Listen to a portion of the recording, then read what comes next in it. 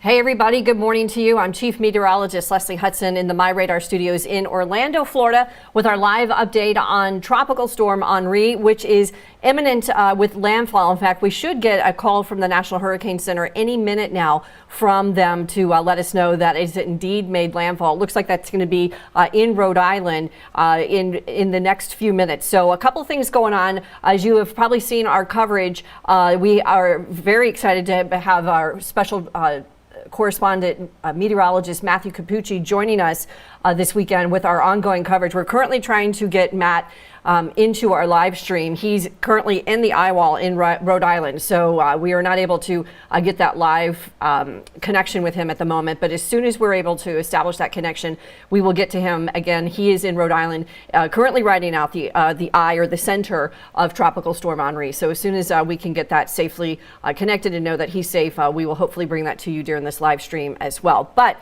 you know, a lot of things have been going on tonight, since last night, I should say, and you know, let's first things first, get you updated with a look at the radar. Then we're going to show you some video that I got in from New Jersey and from New York. So as you take a look at the app, you can kind of see that, you know, it looks like that this is again very close to what would be a landfall. And if you have that full, and you do, perfect. And Damian McFarland in the back there doing an awesome job. He worked late last night. He came in early this morning. So shout out to Damian, who's really doing a great job for us. But I wanted to show you, so again, you can kind of see what looks to be the outer edges of what would, again, if this had stayed as a hurricane, would have been the eye, but this is the center of circulation.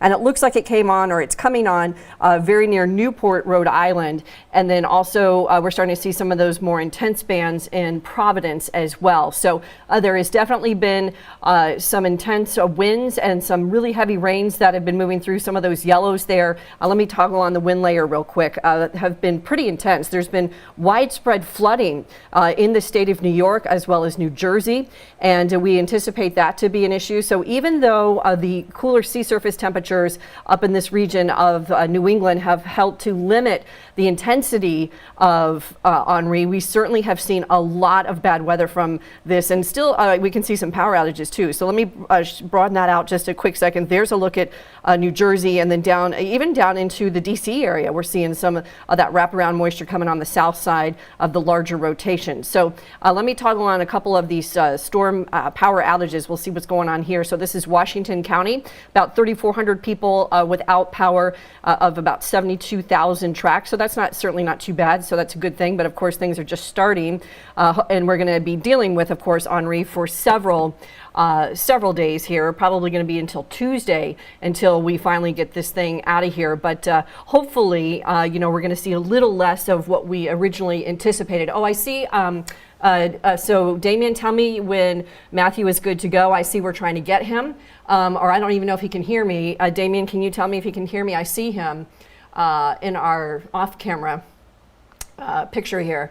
Matthew, can you hear me? Okay, he can hear me, but I can't hear him. Damian, are you still working on that? Okay, sorry to jump the gun. So Matthew, stand by. I can see him off screen, you guys. So we're going to try and get to him in just a second. Damian's still working on the audio. So so if you'll just stand by for us, we'll get him in just a second, you guys. But let me talk about a little bit more again about what's been going on. And Damian, not to add complications, but if you could switch it over to WSI real quick, that'll give me something to do while you're trying to set up the audio. So let's take a look at those 5 radars real quick. And of course, we've got one in New York. We've also got one there in northern New Jersey. And again, some of those intense bands. So some of the rain that was coming out of these storms last night was 1 to 2 inches an hour. And that really created a huge problem for parts of the Bronx. There was some widespread flooding. We saw that all across social media last night. There was also, even in the city, we saw some issues. Not quite as bad, but you know, there has been some very intense rain. And as we take a look at some of these totals, I'm going to toggle on some of the rain rates, and we'll see what's going on here in some of these. So this particular one, so I'm back over in Connecticut, And this one is putting down just about 1/3 of an inch of rain an hour. So that's certainly manageable. That is not nearly as intense as we've seen with some of those storms last night, which were putting anywhere from 1.5 to almost 2 inches of rain an hour. And that's really what just flooded the banks, if you will, in many of these larger metropolitan areas. So let me take that one off. We'll take a look at another rain rate here. Let's see, where's another good one? Actually, let me look over here. This is just offshore, and this one's about just about 3/4 of an inch of rain rate an hour. So we still are going to be dealing with these particular bands as they come in, and those will be the probably going to be producing anywhere from those 1/2 inch to an inch rain rate as we get into these next couple of minutes. Let me go back over to New York, because there's also been Jersey, I think, had some pretty decent rain too earlier. But let me take a look up in here. We'll take a look at some of the more inland cities, which again are getting some decent rain from the backside or the west side of Henri. So this one, look at this one. So this is, several miles from the center, west of the center, about 7/10 of an inch of rain an hour. And then I've got another one up here. We'll take a quick look and see. Again, that one's a little bit less, about 1/4 of an inch. So it'll be widely varied what you get. So a lot of folks I know on social media have already been talking about, hey, this was overdone. It's real easy to be kind of a Monday morning quarterback when you're trying to forecast these things and get people prepared. Luckily, this was downgraded earlier today to a tropical storm, but still that doesn't lessen the impacts in terms of the wind, the immediate impacts of wind where it comes in at. But the larger issue, of course, is the rain and the flooding conditions. And we have seen a surge here, not quite as high as was the original forecast, but definitely have seen, some intense weather come in with this. Okay, let me just stop myself because I just see something that came in from the National Hurricane Center. I'm going to read this to you guys live. I haven't even read this yet. It says the center of Henri passing close to Block Island as the storm heads for southern New England. Dangerous storm surge, strong gusty winds, and flooding rain are expected across portions of the northeastern U.S. So as of 11 a.m., so just about 7 minutes ago, it's about 50 miles south-southwest of Providence, Rhode Island. That puts it about 15 miles east of Montauk Point in New York.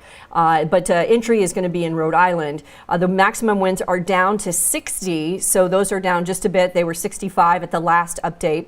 The minimum pressure 987.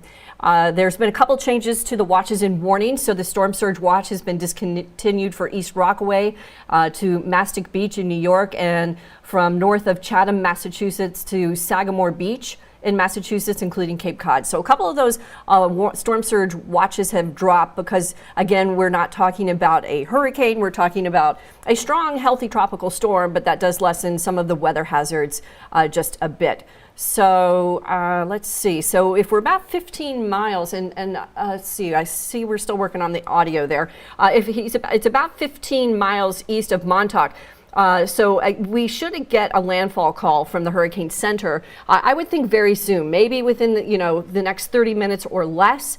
It's still technically about 50 miles south-southwest of Providence, Rhode Island. So you can do the math there. If it's moving, and it has slowed, the forward speed has slowed down too.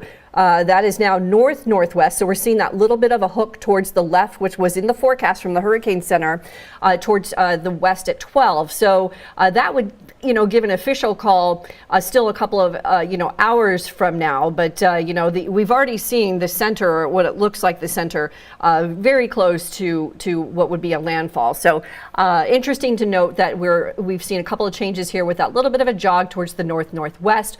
That trend, by the way, should linger for a couple of hours. So now we're going to see that jog back towards the inland areas before we see that hook back towards the left, either later today or tomorrow. So very interesting to note a couple of things. And as I read the discussion, and by the way, you can get a lot of information from the Hurricane Center. When I first started in this business, the general public was not able to access this data. But now with the advent, of course, the internet and everyone, the copious, voracious appetite people have for information, you can get this information on the National Hurricane Center's website. So the discussion there is on their webpage. And if you're into this stuff, you really can get a lot of information from them. So they're saying that the presentation of Henri, both on satellite and radar, has degraded significantly since the past advisory, which we kind of saw anyways. When we were watching it this morning on the infrared, we started to see a little less reds and a little bit more orange and blues, which would indicate some cooling.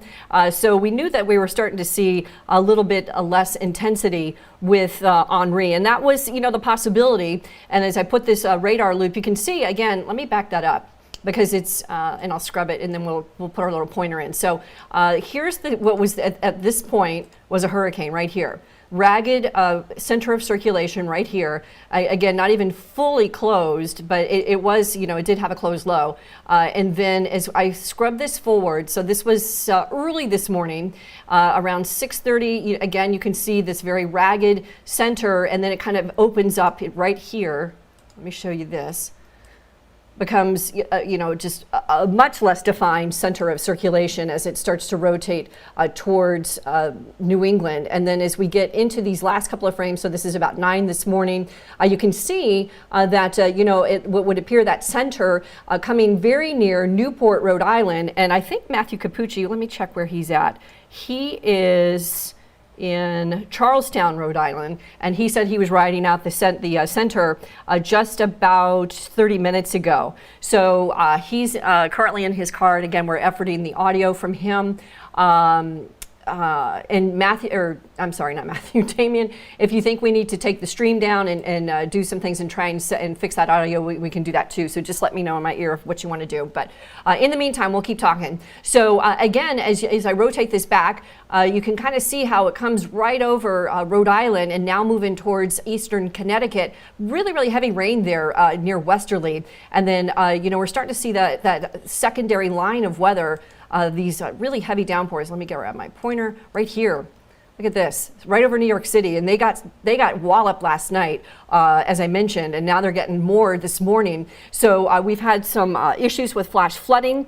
We've had issues with ponding in water. Even yesterday, some of the subways were having to shut down because of the issues with the flooding that's been ongoing there. So this morning is really going to kind of be the go time for more of this dangerous weather to develop in terms of the flash flooding, and there is a flash flood warning up for this region. So the flash flood warning is up until 12:45 this afternoon. So about an hour and a half, we still have that the flash flood warning. The radar has indicated those bands that I was just showing you are putting down 1 to 3 inches of rain already has fallen. And as we were showing you, some of those bands are putting down about an inch of rain an hour. And that's certainly enough to create a problem. This area of the country has been saturated so much this summer. And we were talking about this last week. We got this area of the country got some leftovers of Fred and caused flooding. And then, of course, we now have already saturated ground, and just days later, we're dealing with another very wet system. So there's going to be flooding problems for sure, in this region. And then let me go ahead and forward this up a bit, and let's take a look at the official path from the Hurricane Center. So this has changed also. So since we've seen a degradation in the storm structure, we're also going to see those the future forecasts reflect that. So winds now expected tonight around 40 miles an hour, which is common when a landfall, of course, happens. The winds quickly deflate. And then as we head into early tomorrow, still about 35 miles an hour. You can see it starting to take that curve back towards the right.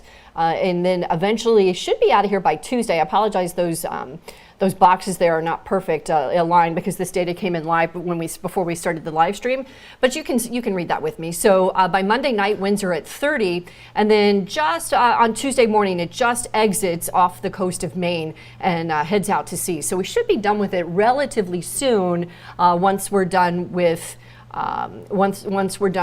this initial wallop, if you will, and then quickly moving back out to sea after that. But that's going to be Tuesday. So a couple of more days of us having to deal with Henri before it finally gets out of here. And hopefully folks up in the Northeast get a break and get to dry out after a pretty intense last couple of weeks. So here's a look at the infrared. And as I mentioned here, let me scrub that back for you too. So notice how earlier, look at the bottom of your screen there, those reds. And this is the GO16 data, so it's very high resolution. And let me grab my pointer. You can see some of the texturing here.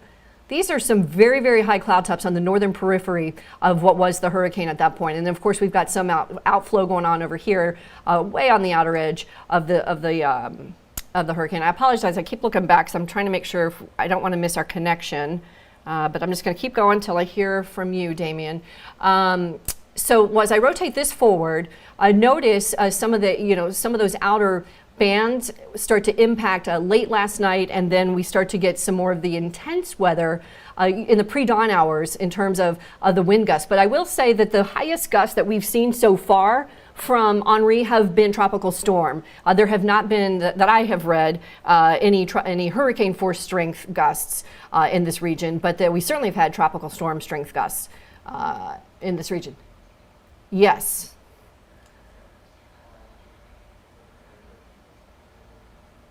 Okay, so Damien's giving me some info, you guys. Hang on, let me show you the rain rates while he gives me an update what's going on. I'm going to show you this real quick.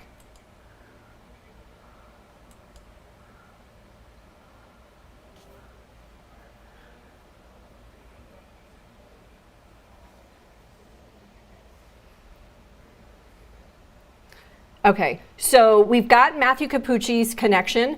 What we're going to do is because I'm on AirPods, Damien, and I can't plug into the scenario you're saying. If we're going to take Matthew live, I won't be able to hear him great, but he can certainly talk here, and he can give us an update what's going on. So what I'm going to do is I'm going to go ahead and toss to Matthew, and we'll get an update from him. And I believe that Matthew is in Charleston, Rhode Island. He can give us an update here shortly. But at any rate, Matthew got up early this morning. He was in New Jersey early this morning, hit the road, I think around 3:30 or 4 a.m.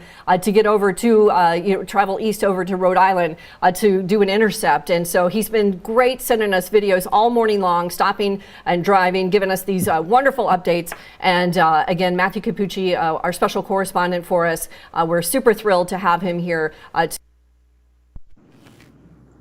Well, Leslie, thank you so much, and it's been an absolute pleasure to be here with you guys. I'm a huge fan of the app, and really excited to be working with you. What I will say is this morning I was in New Jersey, and you remember we had that weird band of precipitation that was just sitting there installing. That was just to my south, but we had prolific rainfall rates in New Jersey this morning with up to 8 inches of rain having fallen. So they might actually see the jackpot totals out of this outside the cone. So that's why we oftentimes say when it comes to hurricane tropical storms, the impacts extend well beyond wherever the cone of concern is. Now, I got up at about 3:30 in the morning, saw that the track had shifted a little bit farther east. The reason for that was likely due to better thunderstorm activity that tugged the center eastwards over the past couple of days. And as a result, it came in a little bit farther east than originally anticipated, missing Long Island, sparing them from the worst wind, but instead giving them a little bit more in the way of flooding. But I pushed east. I'm a little bit near Charlestown, Rhode Island right now, a little west of Narragansett, and I was there earlier on, right around 8 o'clock this morning, as the tide started coming in. And I did see roughly 2 to 2.5 foot storm surge. That was at the marina that I was at, and it actually brought the water levels up enough to enter buildings there. So obviously they built low to begin with, but the water was actually entering buildings, inundating the parking lot. So there were some surge issues that we saw earlier on. That said, it looked like for the most part the surge came in about 2-ish, 3 hours at its worst before high tide. And so the two didn't really overlap as much as they could have. So that's good news there. The wind also has not been hurricane strength. Like you said, Leslie, a great point. It's been mostly tropical storm for us. That said, enough to cause power outages. The reason that we were having issues with my stream was because earlier on I had anticipated being here. I was in the parking lot of Cumberland Farms around 10:45. And all of a sudden, we got these big gusts of wind, about 60 plus miles per hour. All the power went out. And not just in our little area, a big zone. I drove about 10 miles down the road, and we still have no power here based on the traffic lights. And one of the interesting things is that came after the heaviest rain. So I got within the eye wall, the remnant eye wall. It's kind of a half a cane at this point, meaning that the southern end isn't really as filled in rain-wise, and there's not as much on the eastern side. But I got very heavy rainfall, rates about 1 inch, almost 2 inches per hour at times, blinding downpours for a little while. Those let up, and then I thought things were getting a little bit better. I checked MyRadar, and I saw that we were actually on the inside of the eye wall. And oftentimes, when you get a decaying eye wall, it doesn't decay in a sort of graceful way. Instead, it does so in a series of miniature eddies inside, and we call those mesovortices. You have so much spin inside the eye of a tropical cyclone that oftentimes it sort of balances itself, it distributes itself in smaller little whirls, and these can't always be observed on radar. Spin oftentimes begets spin, and as a result, you get these smaller whirlwinds. And like I said, you can't always see them, but they can enhance winds by about 20, 30 miles per hour. So if you have a 30 mile per hour gust on top of a 40 mile per hour rotational speed, suddenly you have a narrow swath of 70 mile per hour damage. And we did see earlier on damage commensurate with 55 to 65 mile per hour winds. When I got that gust all of a sudden, we definitely had winds to around 60. And from just that gust, there was a swath of damage that left trees down, things toppled over. There were several large trees down, about 6 to 8 inches in diameter. So we have seen some wind damage and we have seen power outages. I think one thing to remember too, this part of the world is very used to strong winds. We get them all the time in the wintertime. I'm from Cape Cod. We used to get winds 70, 80 miles per hour routinely in the wintertime. But the key thing is, during the winter, the trees, for the most part, are deciduous. They get rid of all their leaves, and it's easier for the wind to pass through. Whereas now, we have fully leafed trees. They act almost like sails. They catch the wind, and it's that much easier for those trees to topple. And that's part of the reason why we've been seeing some of the tree damage, vegetation damage. It's tough to see behind me, but I can tell you, we have leaves all over the place. The streets are, for the most part, green and almost slippery driving on them because of all this tree damage. Hasn't been significant tree damage, but there have been, like I said, some trees down. But the biggest story, definitely the rainfall. Now, I have to go back and see if this was something called a predecessor rain event, because sometimes you can have a tongue of tropical moisture ahead of a system that reaches out and interacts with the cold front or interacts with a system off to the west that's non-tropical. When you have that synergy between the two systems, that kind of team up, you can get significant rainfall. And I'm wondering if that's what may have happened in New Jersey. We have to go back, look at the mesoscale setup, the meteorology behind it, as to what exactly occurred. But prolific rain totals there, 8 inches. And keep in mind, New Jersey, New York, parts of New England have seen rainfall reaching record levels for July, too. Central Park saw 11.09 inches of rainfall. Worcester, Massachusetts saw over 13 inches of rain, almost 14 inches in July. So this whole area that's seeing the rain from Henri right now is an area that, trust me, does not need more rainfall. So that's a problem. Urban and small stream flooding will be a biggie. Flash flood watches are in effect area-wide. And one of my concerns later on today, especially along the Interstate 84 corridor, is that near and just to the west of that region, you start getting into higher terrain, and that makes it easier for rainfall to sort of be funneled in the same area. And I think that they could see some flooding issues later, river flooding in particular. The ground is already saturated. We're running about 60 centimeters ahead in some areas in terms of rainfall for the year, which is a good amount. That's upwards of 2 feet in some areas. That's sort of the bias that we have going into this. And so when you tack on additional significant rainfall on top of that, it's very easy for us to see more flooding issues and really adding insult to injury. The good news, though, I think this storm took a path that, for the most part, avoided the worst case scenario coastal flooding we could have gotten. The way it's coming in right now, had it been high tide and had the storm been a little bit stronger and strengthening rather than weakening, or at least holding its own, we would have been talking really bad flooding in Narragansett Bay. You know, NOAA has a model, it's called SLOSH model, and it looks at theoretical storm surge given directions of storms, strengths of storms, topography, bathymetry, so the slope of the seafloor, and it runs all over the place. And that's how NOAA forecasters are able to model the storm surge that will result in tropical cyclones. And now, theoretically, the worst theoretical storm surge in the United States is actually near Narragansett Bay and Buzzards Bay, with about 34, 35 feet of theoretical surge from a Category 4 storm moving north at, I think it was like 30, 40 miles per hour from the right direction. So realistically, we can say that this area is very vulnerable to surge if we get the right type of storm. Today wasn't that, so we're really fortunate there that we didn't see that type of higher end storm surge that we could have. But nonetheless, it's really impressive to see a storm like this make it all the way to the mid-latitudes. You know, one thing, I'll get a little geeky for a second.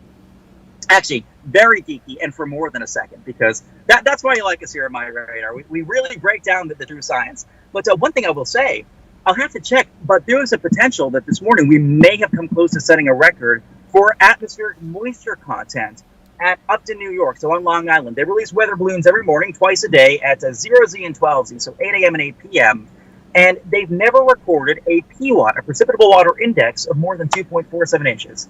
PWAT basically says, hey, we have a column of atmosphere, it goes all the way up into the sky, pretty much to space. How much vertically integrated water is there? How much water is present in this column? Doesn't necessarily translate to rainfall, but it tells you how much moisture is available in the atmosphere. And 2.47 inches is the all-time record. Records that date back to the 90s, but they've had records in New York since about 1954. This morning, models, we're getting a good gust right now to about 55. I don't know if you can hear that, but a good gust. But this morning, models were simulating PWAS about 2.6 inches over up in New York, right around the time of that balloon launch. So we'll have to go back and see if that was a record. But that just shows you the copious rainfall that was occurring with this storm, and really the copious amount of moisture. It's no surprise that New Jersey is seeing the flooding it is, and we're very lucky here in southern New England that we haven't seen worse rainfall. Oftentimes with tropical cyclones, and awesome, thank you so much for that, Damien. We'll do that in just a moment. Oftentimes tropical cyclones, we see the heaviest rain on the eastern side.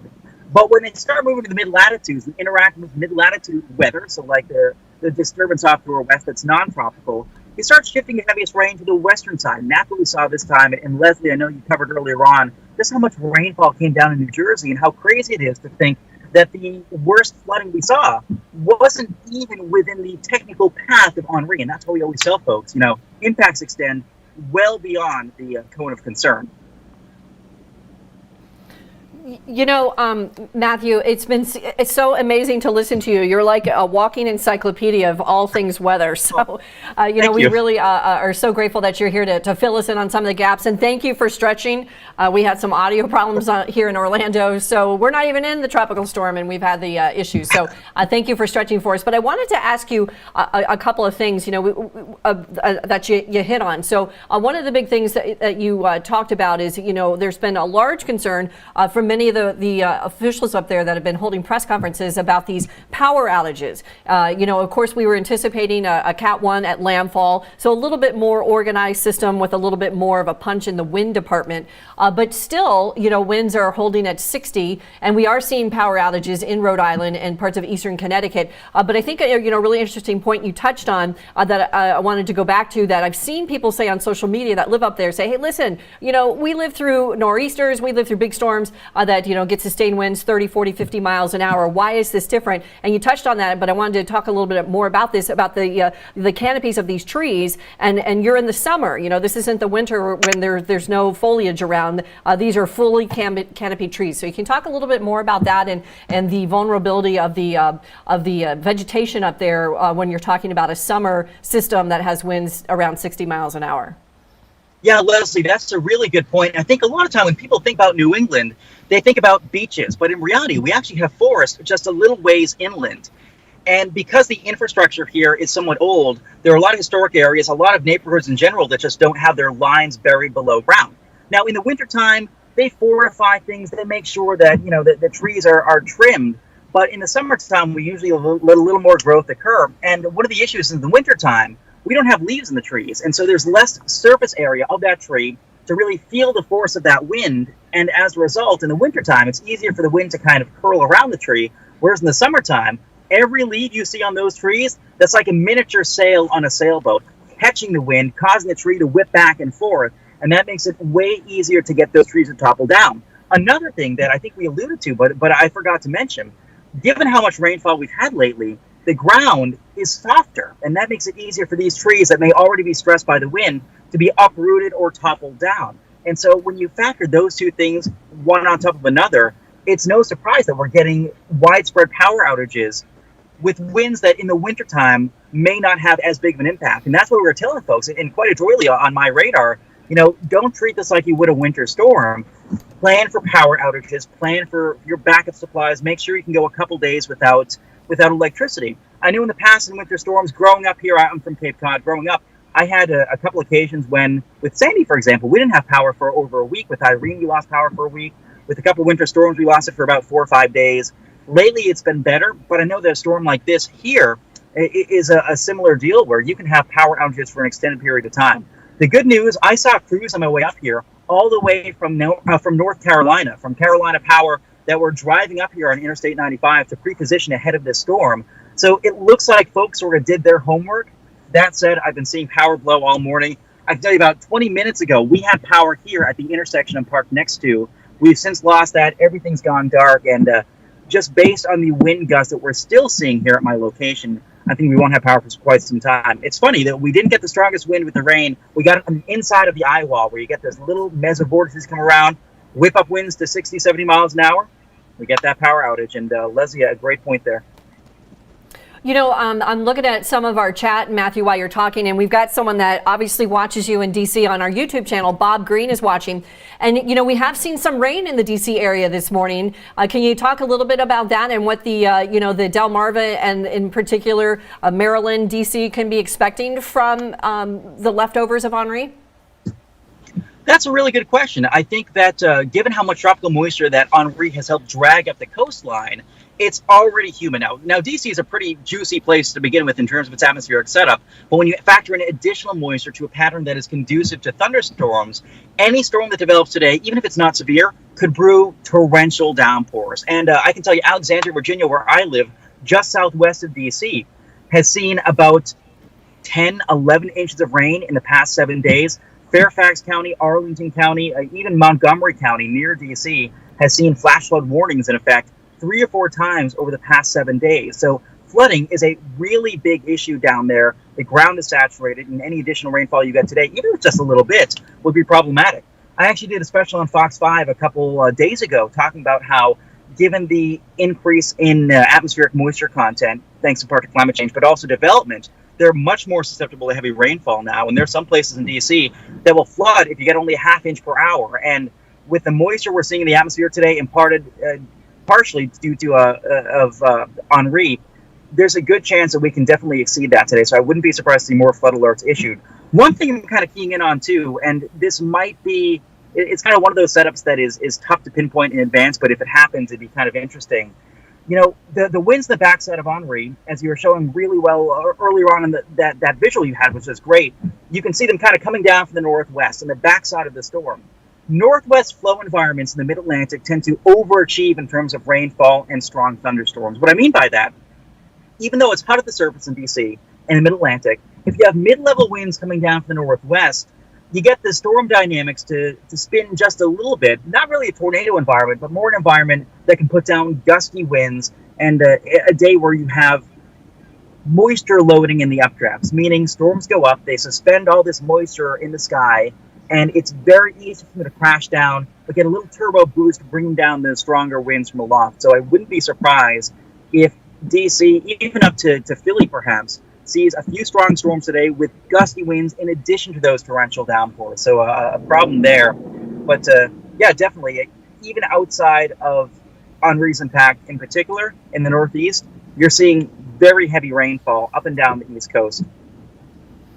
You know, what we're going to show here real quick, and then I'm going to ask you another question, Matthew. And we also have some video that we got last night from New York. But let me show, Damien, if you want to go over to WSI real quick, because we've been talking about the rainfall that's already on the ground. And I'm going to do a couple of queries here. And you can see some of these totals just off the coast here have been right along the Barrier Island. Has been about 5.3 inches near Stratford. East Brunswick in New Jersey, about just under 4 inches. So in the city up in New York, where they got a lot of rain last night, as Matthew said, you know, the estimates are right on 4.5 inches there from last night alone. And, you know, you're getting more now. So we're expecting to see some more flooding. I'm taking a while. Matthew's been giving us this great debrief. I've been watching Twitter, trying to see if there's any more flooding video coming in. And there is in this area. So, you know, you really got to be careful, even though we're not talking about this hurricane. Near Brookhaven, we got about just under 2 inches. So we're still going to see these numbers go up. This is, you know, live data that comes in 2 inches near, let's see, where is that? South Kingston, up in the New England states. So it's interesting to note that some of these totals have been as high as 10 inches just off the coast there in New Jersey. And we'll see how that plays out as we get into this morning and we see a little bit more of this transpire. So you can see an update too from the National Hurricane Center. Since we started this stream, they may have actually dropped this and I missed this, but they have dropped all, of course, hurricane warnings. You can see the areas that are under tropical storm warnings. Flash flood warning, by the way, up for eastern Connecticut right now. Long Island, you know, through parts of Rhode Island, Connecticut, and you can see is all under that tropical storm warning. And then to the west, there is a flash flood watch for parts of New York and Pennsylvania. So that will be the setup as we head into today. And then a quick look at that wind field, and we're going to go back to Matthew. I just wanted to show you how that kind of expands to the left. So we're going to get those impacts further inland for these next couple of hours. And then we're going to see maybe even as later as this evening, we'll see that hook back towards the right and an acceleration as Henri gets picked up in those westerlies and moves off pretty quickly. So there's the official path. But look at that long arm. As I mentioned, we're still going to be looking at some heavy rain but in the next 24 to 36 hours, and then things finally get better into Tuesday. Some of your analysis that you did yesterday, you talked about paleontestology, and I mentioned it in Slack, but I don't think you saw it. We interviewed Professor Emmanuel a couple years ago for a piece we did on Hurricane Dorian, and you got into the science of that. But basically, we're talking about looking at tropical cyclones from years and years ago, and the raindrops and the structure of those raindrops. Because what you talked about yesterday was really good. Great information to educate people. But I wanted to talk about a little bit about that. So, raindrop structure from tropical cyclones, because I mentioned this a lot of times that people need to prepare for these tropical downpours because they are much more intense than a summer thunderstorm, than a typical winter storm, rain. And you talked about that so eloquently yesterday. So can you talk a little bit about that, about raindrop structure and how we look at these raindrops differently and what they can hold and bring down to the surface versus just an average thunderstorm that you would get at any time of the year? Yeah, definitely. I grew up reading Kerry Emanuel's work, and it's funny because I had him in my senior year of college, and when I met him for class, I was so nervous, my legs were shaking, I was petrified. And I don't get starstruck all that often, but with him, I was very starstruck. But amazing scientist, he helped revolutionize and really coin the term Paleotempestology, which basically looks at the structure of these raindrops, like Leslie was mentioning, and tries to figure out, based on records from hundreds, if not to thousands of years ago, whether or not there were storms in the past. And the way this works is due to something called precipitation efficiency. The atmosphere is always a given amount of dry or moist. When rain falls, the amount of moisture in the air can either kind of insulate, protect that raindrop on the way down, or if it's dry out, part of that raindrop evaporates. Most of the time, we lose about 40-50% of the raindrop on the way down. During tropical environments, you have moisture throughout the entire column, and the rain clouds are a little bit more shallow. And so it's easier for larger masses of that rain to reach the surface. You might have a precipitation efficiency of, let's say, 80%, meaning you're only losing 20% of the raindrop on the way down. And as a result, we kind of have different contents of the raindrops of a highly efficient rainstorm, like a tropical cyclone, for example, and a less efficient rainstorm, like an ordinary thunderstorm, that might have 50-60% precipitation efficiency.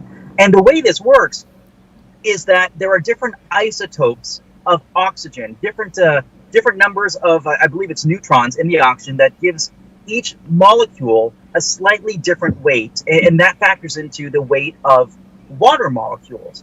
Now, the key thing there is that it's easier for us to see certain ratios with heavier raindrops, or rather more efficiently produced raindrops, so rain that doesn't lose as much mass on the way down versus rain that does, because if part of the raindrop is going to lose its mass, it's going to lose the lighter isotopes.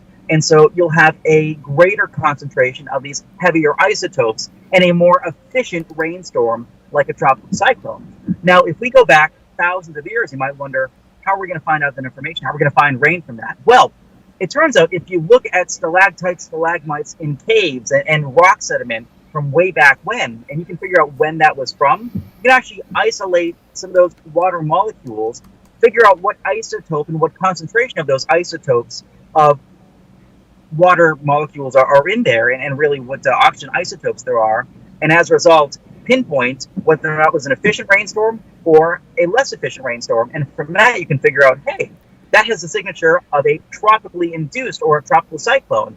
And it's really cool to think that we can go back thousands of years looking at sediments to figure out, hey, did we have tropical cyclones back then? And that's part of the reason why scientists are able to say there has been or there hasn't been, or an uptick in cyclones over the course of many years. It's a really neat field. I don't know if I botched explaining that, but I geek out over that, and it's a really cool field. I'm glad you mentioned it.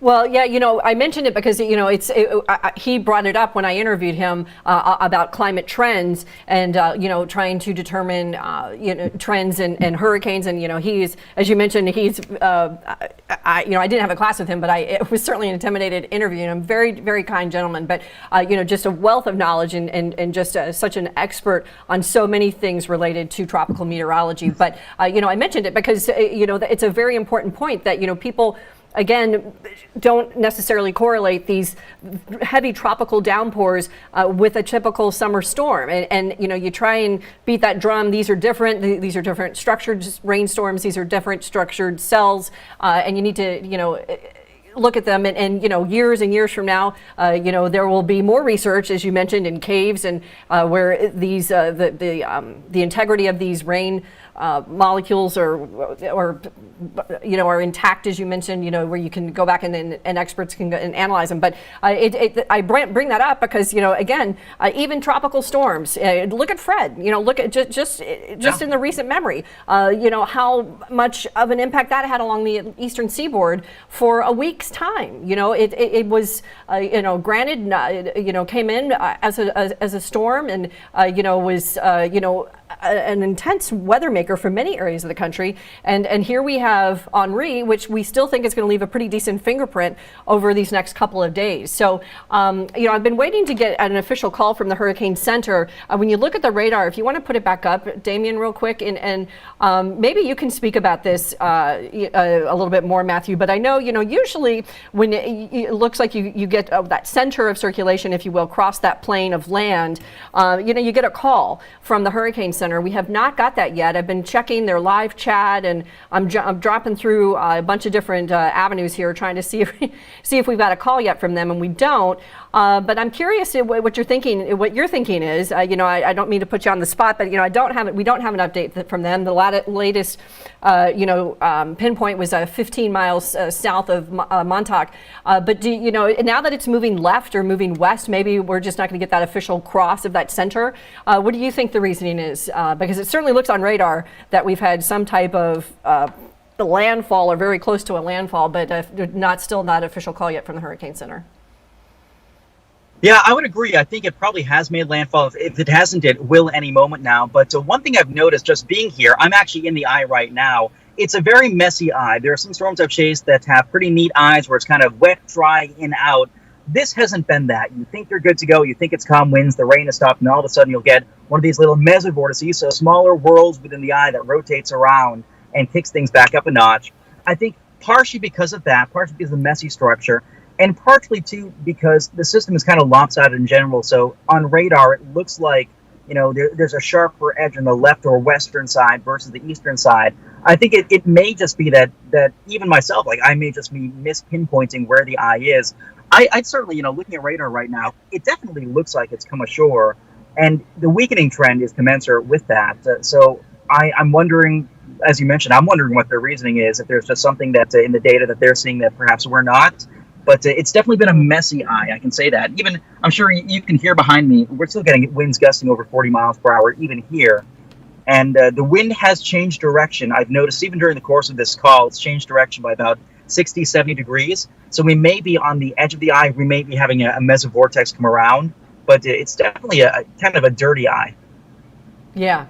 For sure, and you're right. And I was just curious what you thought too. And sometimes, it's very difficult to try and work when you work live with the Hurricane Center when you're trying to what clearly look like, as you said, we've already seen a landfall. Don't have the call from them yet, but as you said, it's probably there's something that they're seeing on their end. But at any rate, as you know, we've seen what appears to be some type of a landfall, at least partial landfall from Henri. I'm curious what your plans are for the rest of today. Matthew, I know that you're going to continue to try and chase some of this weather. What do you typically do once you have a system, a tropical storm and or hurricane, make landfall? How do you determine your next steps? Well, historically in the past, I've usually had flights booked. Whenever I went down for the Washington Post, it was a very tight journey. I'd usually have work the next day and have to be in the office, so I'd fly back as quickly as I could. Today, I'm very fortunate that my schedule's worked out, that I have a little bit more time, and I'm wondering if I may go down to, on the way back to D.C., perhaps to New York, New Jersey to cover the flooding, because I think when all is said and done with this storm, I really do think that the New Jersey bullseye will be kind of the legacy this storm leaves, because the impacts in New England, while, now we're getting another gust, and the winds are again pivoting a little bit more from the east-northeast, so we're probably on the opposite side of the eye, as a result of sort of that northwest movement. But I'm sorry. Anyway, I do think that the rainfall will really be the biggest legacy of this storm. And so on the way back, I'm tempted to either stop in New York, New Jersey, do a little bit of coverage down there, and just see how folks there are faring, because we've seen pictures on social media of people being rescued from cars fully submerged. We've seen feet of water in parking lots. We've seen underpasses submerged. Not just the typical scenes you get from a heavy rainstorm, but this is significant flash flooding. And it comes less than 12 to 24 hours after areas west of Nashville, Tennessee saw horrendous flooding with 19 plus inches of rain falling. And so flooding has been in the news a lot lately. Flooding, realistically, when it comes to tropical cyclones anyway, flooding both inland and coastal, but really freshwater inland flooding causes the greatest number of fatalities. And I think if folks are able to see that more and associate that with tropical cyclones, rather than just the wind, just the storm surge, just the power outages, I think if people see those images, it will help us shift the paradigm of how we communicate. Because so often when we say hurricane, people think immediately, what category is it? How strong will the winds be? Whereas when we look at storms like Harvey, Allison, and now even this, the biggest impact will be the rainfall. Yeah, it's such an excellent point, because a lot of times, and I'm sure you go to a lot of these conferences as well with the AMS, the American Meteorological Society, the National Weather Association. There's been a lot of dialogue from the from the local meteorologists, and even I think on the national level, to try and change that conversation, because as you mentioned, when we're talking about landfall, so many people in the headlines is what were the winds when it came in at? Were they 75? Were they 90? Were they 105? When really there are so many multiple weather prongs that are attached to tropical storms, Cat 1, Cat 2, Cat 3s, that people need to be aware of. And I think a lot of meteorologists are really working really hard to try and change that conversation and not focus so much on what the headline that's going to happen in the, in your local TV stations or your local radio stations or in your app or wherever the headline might be that you get your information from, is that, these are multi-pronged weather hazards. And we really try to drive that home. And as you mentioned, flooding is probably going to be the signature out of this system and number one killer, freshwater flooding. Yep. So of landfalling tropical cyclones. So, I remember covering Florence and just my heart was on the floor trying to, get people out of the way of that thing, because it was such a devastating flooding event. And certainly this is not what this is, but, the hazards are multifaceted, multi-pronged, and multi-days after a landfall. I think we're going to wrap things up here, Matthew, and just to kind of come check back in a few minutes. But I just wanted to read a couple of storm reports, and then we'll get some final thoughts from you real quick. But there is, I did want to mention, because I am in the National Weather Service live chat, that there is a report of flooding. This is in Plainsboro Township, and that's in New Jersey. There is floodwaters flowing across Maple Avenue and downstream of Plainsboro Pond. So that just came in about 3 minutes ago. So flooding there, and that's in Middlesex County in New Jersey. And then there's also been reports, let's see, there's also 17 other flooding reports that are coming in from that area as well that is not populating in this particular chat. But there's multiple reports of flooding ongoing in New Jersey. There's also several reports of wind and down trees, a couple of them. I'll just read them off to you live. Again, I haven't read these. Coventry in Toland County, Connecticut. There are trees down there reported. There's also trees down in let's see, where is this? Providence County in Rhode Island. Of course, that was to be expected. So, and we'll show the app here in a second, because I am seeing more power outages as well. Also trees down in, let's see, in Bern, Massachusetts. That report also within the last hour and a half. Trees down near Washington County. Also, and that's in Riverdale Drive. I hope I'm saying that right. And then one more here that I just saw that popped up. So we're getting a lot of reports here. Atlantic Avenue, impassable. This is from flooding from a combination of the storm surge and heavy rain, and that again in Washington County in Rhode Island, very near where, and that was in westerly Rhode Island, by the way, very near where Matthew is. So real quick, we'll take, Damien, take the app full. We'll take a couple look at these power outages because these have gotten worse since we started the live stream. So again, Washington County, Rhode Island, where we've been talking about 13,000 people now, just under 13,400 now without power in Washington County. And then we've also got Newport County, about 6,000 people also without power. So those are up in just within these last couple of minutes that we've been up with this live stream with Matthew Capucci. We've seen those go up. So I'm starting to see a little bit, and now I've got a couple of new counties up here. This is Windham County, and we've got not as many, about 650 people out of 56,000. So that's certainly some good news. And then New London, there is also about 29,000 people, 2,900 people without power as well. So Matthew, some final thoughts from you on, what's going on and how this system behaved. I know, when you're chasing this stuff, I know from our storm chaser, Aaron Jajak, it can be often a frustrating, tiring event, trying to, intercept right where the heart of all of this is. What are some of your thoughts this morning after chasing Henri? That's a good question. I think that overall, we're happy when the storms don't pan out quite as bad as they could have been. This is my home, this is my area, and I'm glad to see it wasn't as significant of an impact as it could have been. That said, I think this really underscores once again that even folks outside the cone of concern have to pay attention to the storm, and especially seeing what happened in New Jersey. That's a really big issue there. I think another thing too is that overall in New England, if you want a strong storm, which hopefully you don't, but if you want to get a strong storm, you have to have one that is moving very quickly. And we just didn't see that with Henri. We had it on radar for 18 hours, where we could see it just kind of slowly churning towards us for a mid-latitude storm, kind of a snail's pace. If you want a really strong storm, Bob, Edna, Carol, even the hurricane of 38, they have to be moving very swiftly. My great-grandparents were alive back in 1938 in Reading, Massachusetts, and they said it was a calamity there. We had 20 million board feet of timber that were felled during that storm. 695 people were killed in that storm back in 1938 in New England. It had a gust of 186 miles per hour at the Blue Hill Observatory in Boston. It was moving, though, at 70 miles per hour.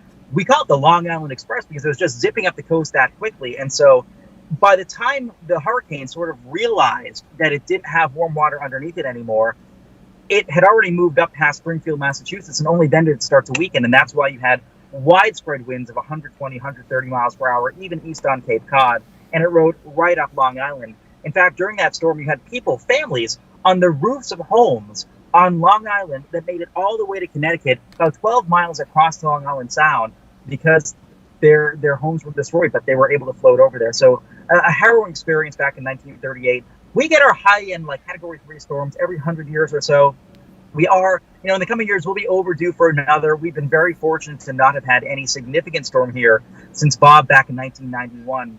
I think one thing that's worth mentioning, too, a lot of people think back to, Hurricane Sandy back in 2012. The issue with that was that technically it wasn't a hurricane when it made landfall. And yet we saw it had a disastrous impact that really changed the face of New Jersey, changed the face of how we handle natural disasters there.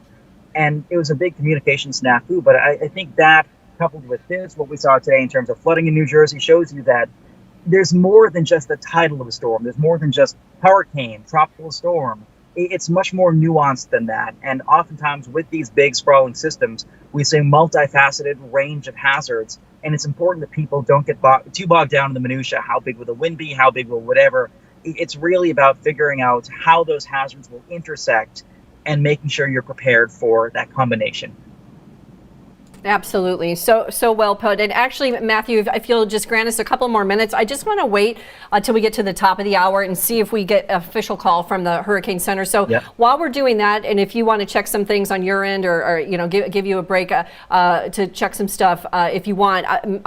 Damien, I have not been able to watch the live stream consistently, so I don't know if you have shown those 2 pieces of video that we have. I know you've been showing some of Matthew's video, which has been awesome. Thank you for adding that. So if you want to, if you can you show that video out of Brooklyn, because that was around 10:50, 11 o'clock last night, I think I got that video. So take a look at this. This is not an area that would typically flood, and you know, this is certainly manageable, but you know, certainly a nuisance for sure. And you know, standing water there, I think around 9, 10 o'clock last night, and that was just kind of the pre-calling card, if you will, of Henri.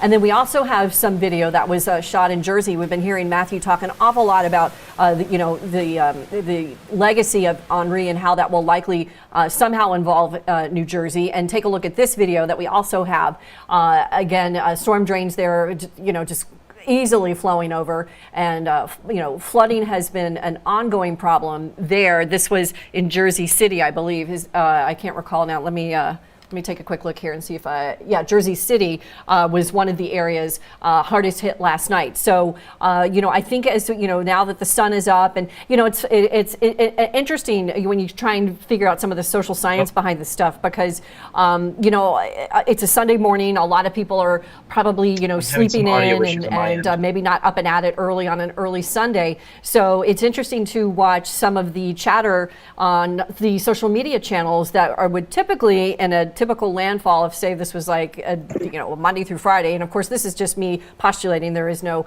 social science, concrete social science to back this up, but you know, there's not quite as much chatter this morning as, you know, we saw leading up to this. And you know, part of that might be that this didn't come in as a Cat 1, as you mentioned. You know, so many people hang their hat on what the wind was at the time of landfall, or is occurring at the time. But it's interesting to see a little less chatter this morning, and but I do think as we head through today and even into tomorrow, once that Henri has been inland and has been dumping this copious amount of rain that we're anticipating, that we'll start to see some of the some of the talk on the social channels pick back up in terms of impacts. But we certainly saw a lot of that last night. I think a lot of people, especially in the Bronx, in the New York City even, were kind of caught off guard, I think, a little bit. You know, so many folks talk about the temerity of the folks that live up in that region. You know, they're tough, tough people, and and they've been through a lot, and Category 1 or tropical storm, no big deal.